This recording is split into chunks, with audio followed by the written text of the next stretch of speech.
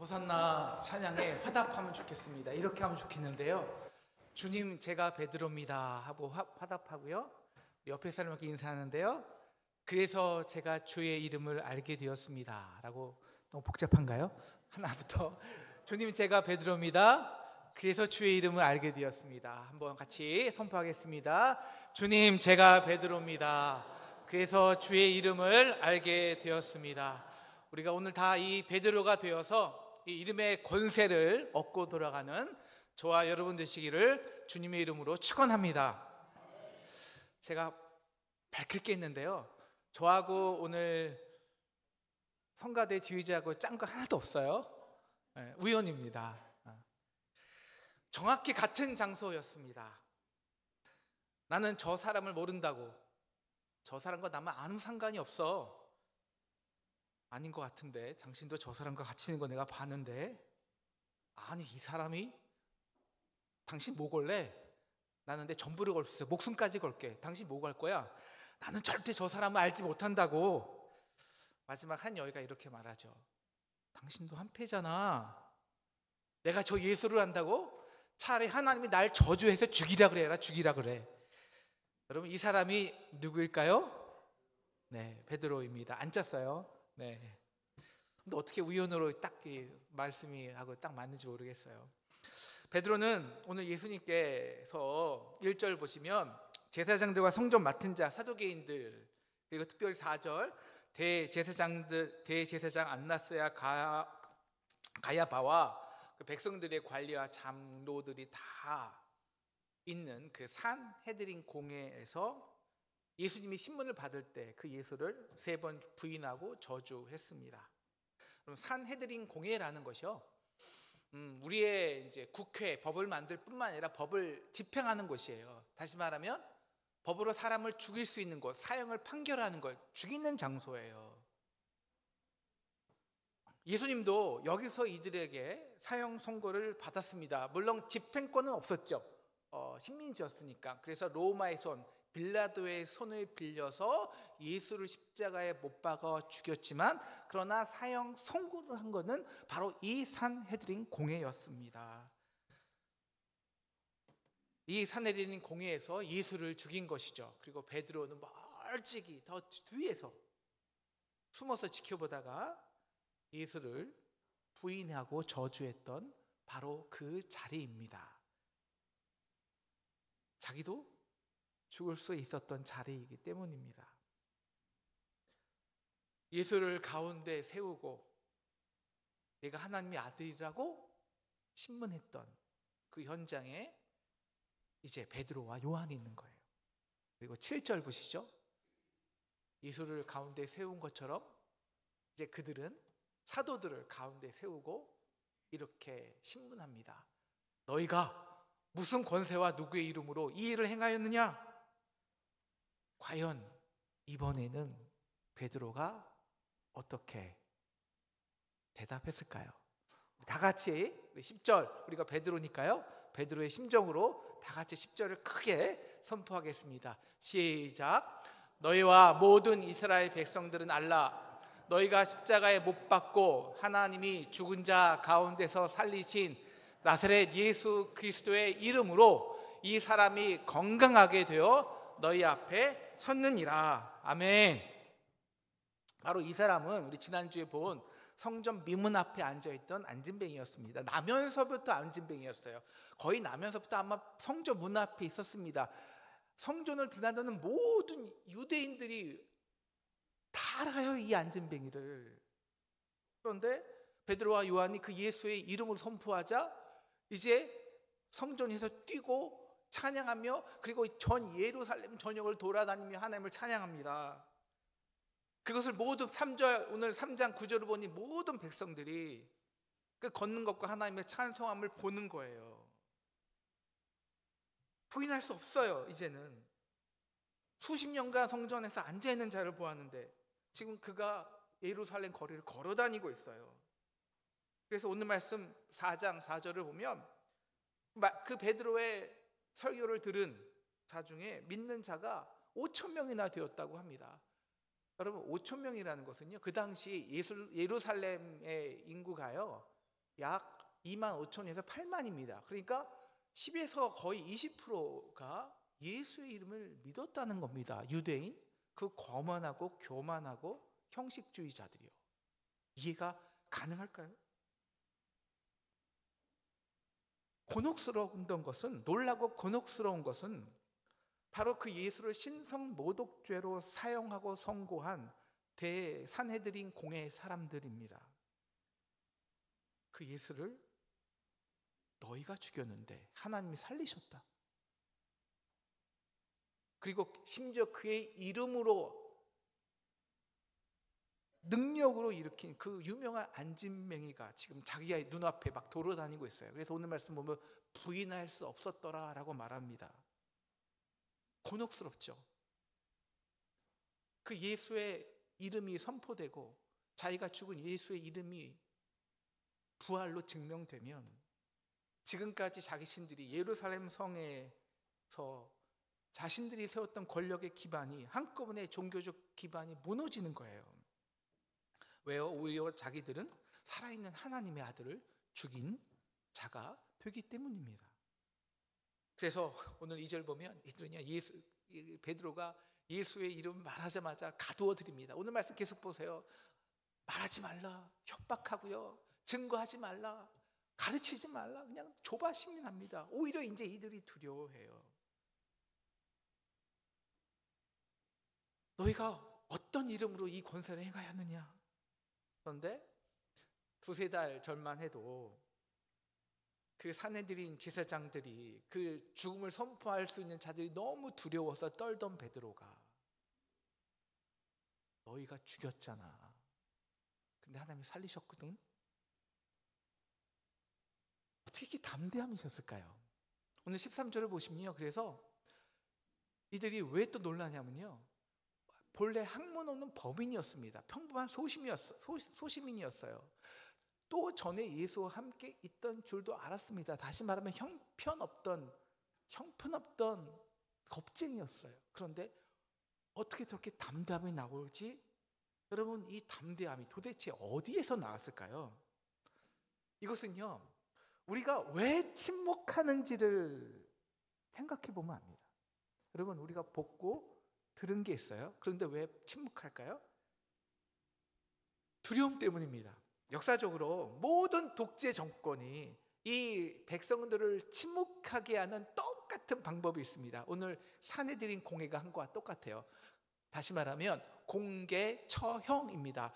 로마가 한 것과 나치가 한 것과 그리고 공산주의가 한 것과 똑같아요. 한 명을 공개 처형하는 것입니다. 십자가에 못 박고 죽이고 욕하고 저주하는 것입니다. 그리고는 옆에 있는 사람들에게 이렇게 말하는 것이죠. 너도 한패지. 너도 사실 저 사람과 같은 공범이잖아. 너도 같은 죄가 있잖아. 그러면 순간 모든 사람이 침묵해요. 부인을 합니다. 왜요? 우리도 똑같이 같은 거짓말을 했고 속였고 빼앗기 때문이죠. 바로 우리 안에 죄의식과 두려움을, 죽음에 대한 두려움을 이용하는 방법입니다. 왜 수천 년간 지금까지 이 방법이 인간을 침묵시키는데 가장 효율적이었을까요? 인간의 가장 두려움은, 근본적인 두려움은 바로 이것이기 때문입니다. 내가 죄인이라는 것을 아는 것, 그리고 그 결과 죽을 수밖에 없다는 것을 아는 것. 사랑하는 상동 성도 여러분, 솔직히 여러분도 매우 사실적으로 느끼고 있지 않나요? 저도 느껴요. 죽음이라는 것이 지금 내게 다가오고 있다는 것을, 그렇게 엄마, 아빠에게 다가왔고, 그리고 내 형제, 자매에게, 심지어 동생에게 다가왔고, 그리고 우리가 어디가 불편할 때마다, 힘들 때마다, 고통스러울 때마다 지금도 훅훅 다가오는 것을 느낍니다. 나뿐이겠습니까? 내 자녀, 손주들에게도 마찬가지입니다.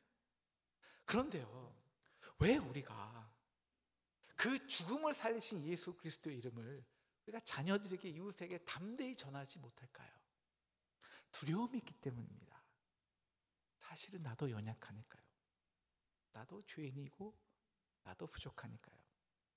그래서 사랑하는 딸이 그렇게 힘들어하는데, 얘 교회 가야 되는데, 얘 다시 신앙 회복해야 되는데, 알고도 예수 믿으는 말을 잘 못해요. 이제 교회 가야지. 잘 못해요. 엄마도 그랬으면서 아빠는 달라요? 혹시 그들이 속으로 이런 말을 하지 않을까? 이런 두려움 때문이죠. 그런데 그렇게 침묵하고 부인하고 자기 죄악에 슬퍼했던 베드로에게 주님이 다가오세요. 그리고 한없는 사랑의 눈으로 응시하세요. 괜찮아, 다 알아.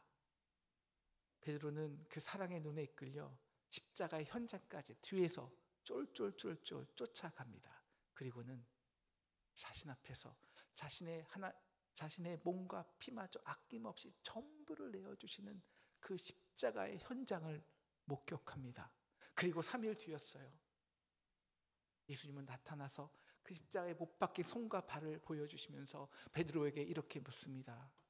시몬의 아들, 요한의 아들 시몬아, 내가 나를 사랑하느냐? 내가 나를 사랑하느냐? 베드로는 이렇게 단언했습니다. 모든 사람이 당신을 버릴지라도 나는 끝까지 목숨까지 바쳐 당신을 사랑하겠습니다. 그런데 그 사랑의 길은 내가 도저히 갈 수 없는 길이었습니다. 실패했습니다. 주님, 터지게 고백했고 싶었어요. 주님, 네, 사랑합니다. 그 사랑을 알아버렸어요. 그런데 고백은 하지 못해요. 왜? 내가 죄인이니까. 나는 실패할 것 뻔하니까. 그런데도 왜 예수님은 베드로에게 3번이나 너 나를 사랑하느냐 물어볼까요?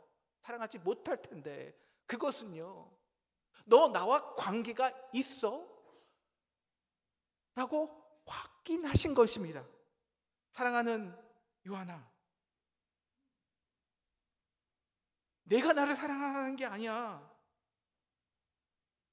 너가 내 이름을 부를 때 너의 모든 죄와 죽음을 그 십자가에서 담당하고 승리하신, 그래서 너의 죽음조차 끊어낼 수 없는 나의 사랑을 너는 아냐고.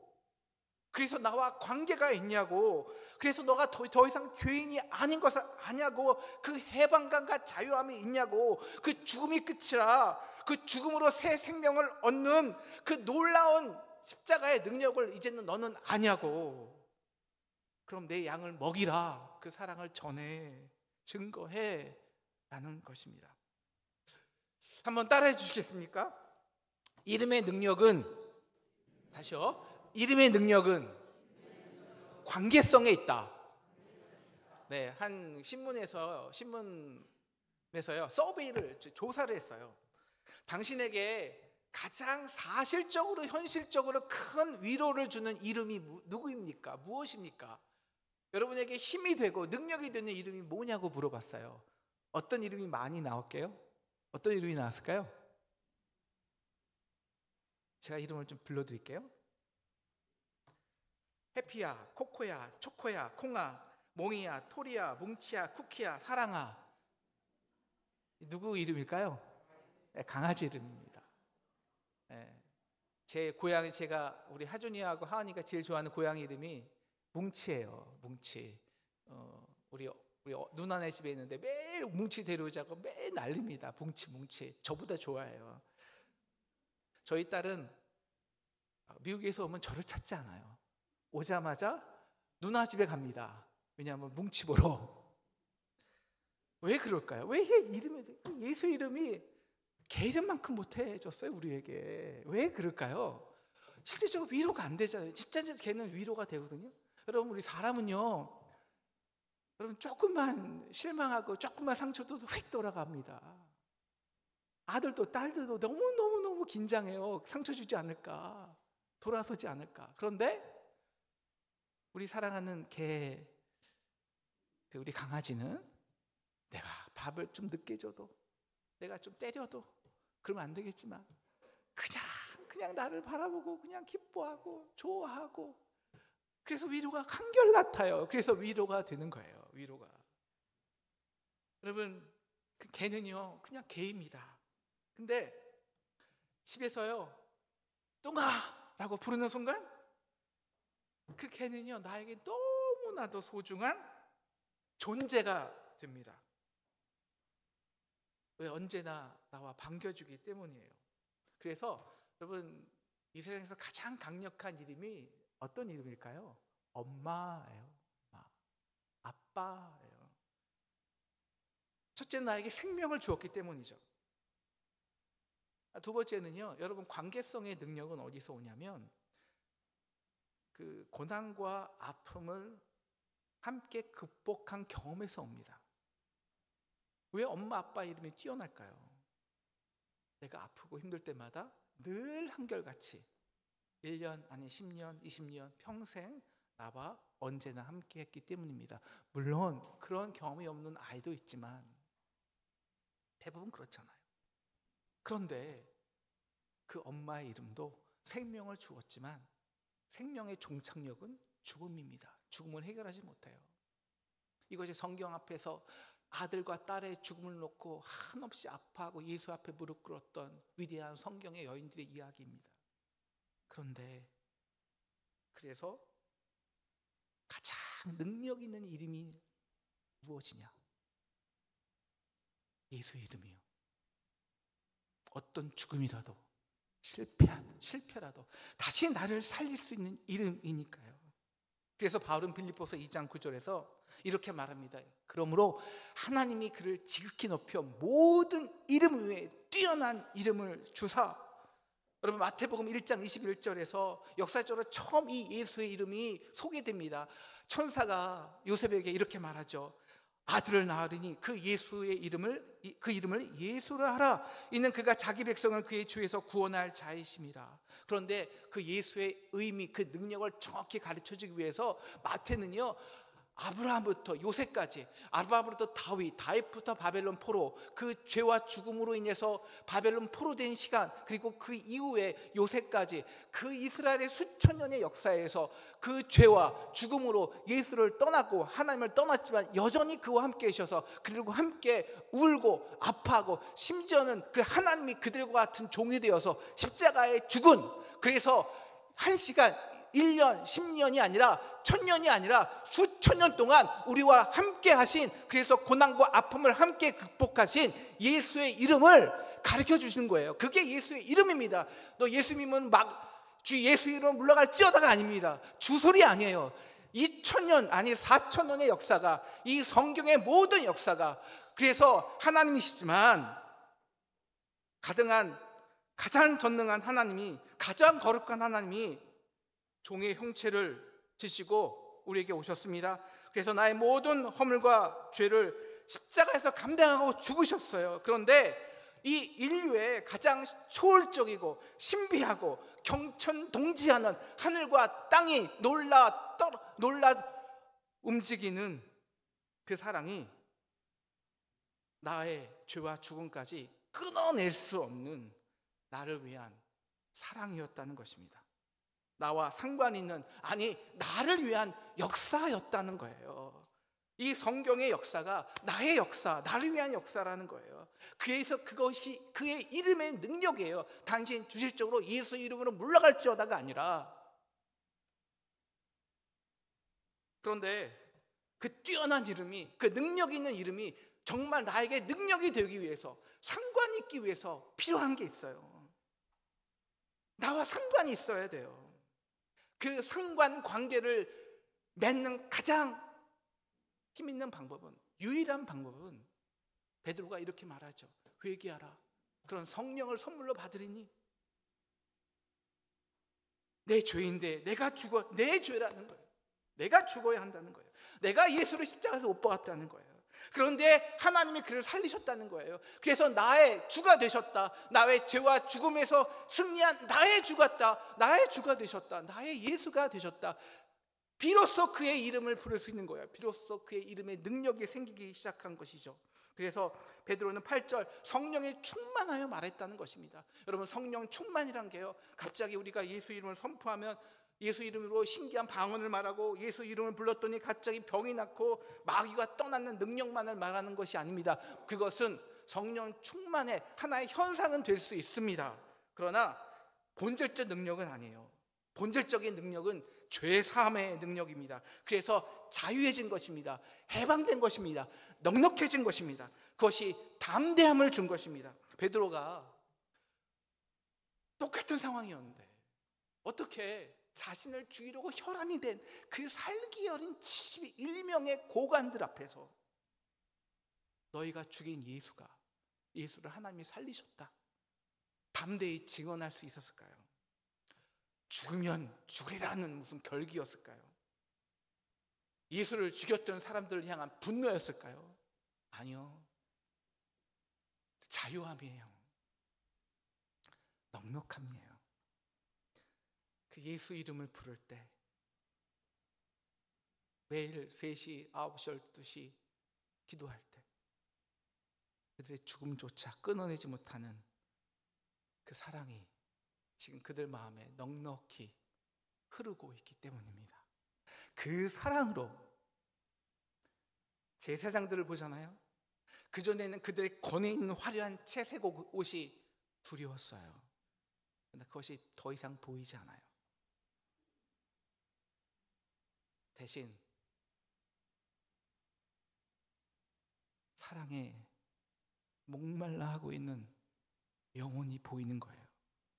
그들의 살기 어린 눈동자가 사실은 자기 죄와 고통 속에서 아파하는 헛헛한 눈동자라는 것을 너무 잘 아는 거예요.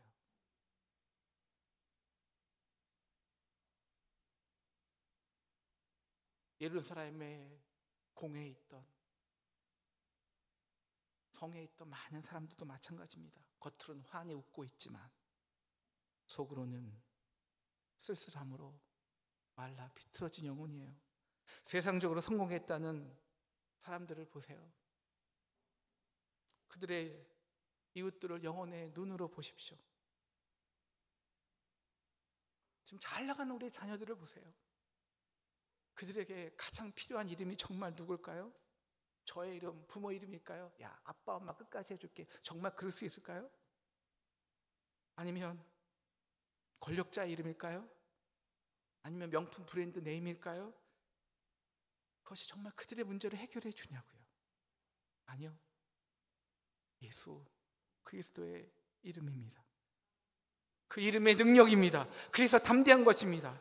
베드로는 그들에게 그 죄 사함의 능력을 선물해 주고 싶었던 것입니다. 아멘. 오늘 우리 함께 딱 3번인데요, 우리 예수 이름의 능력을 같이 선포했으면 좋겠는데요, 제가 선포하면 여러분이 그 나중에 예수 그리스도라고 외쳐주시면 됩니다. 우리 가정의 가난을 해결할 자가 누구십니까? 예수 그리스도. 우리의 모든 질병과 죽음을 이기신 자가 누구십니까? 예수 그리스도. 우리 상동교회의 모든 문제를 이미 해결하신 자가 누구십니까? 예수 그리스도, 그의 이름입니다.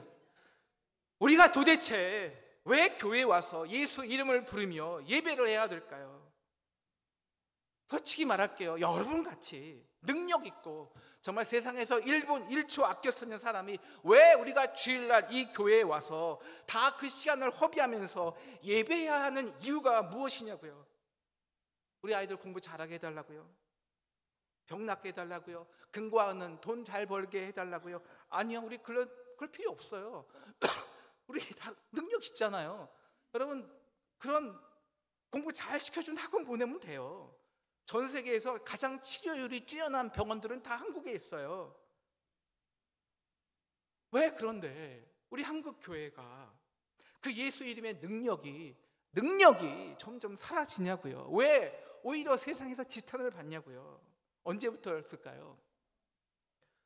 온갖 다른 프로그램이 교회에서 양산되기 시작할 바로 그때부터입니다. 물론 다른 이유도 있지만, 뭐 교회에서 아이들 공부시키면 좋죠.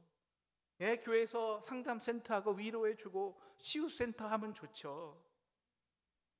그런데 도대체 왜 교회가 이 땅에 필요하냐고요.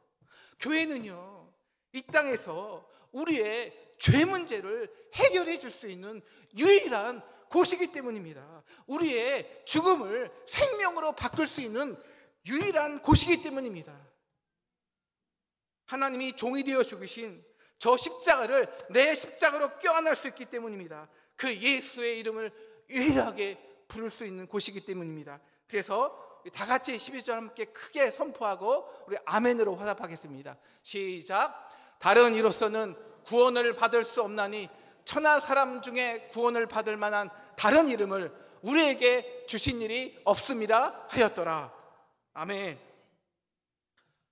마지막으로요, 그런데 이 예수의 이름이 정말 우리에게만 필요할까요? 보기에 그럴듯한 화려한 제사장의 옷을 입은 사람들, 성공한 우리 주위 사람들, 지금 교회라는 말 자체를 꺼내기에는 세상에서 너무나도 바쁘게 사는 우리 자녀들, 그들에게 가장 필요한 이름이 무엇일까요? 그들 역시 너무나도 빠른 죽음이라는 열차를 타고 종착역으로 가고 있습니다. 모두 자기 고통과 두려움 가득 감추고 혼자 울고 있는 가장 가여운 영혼들입니다.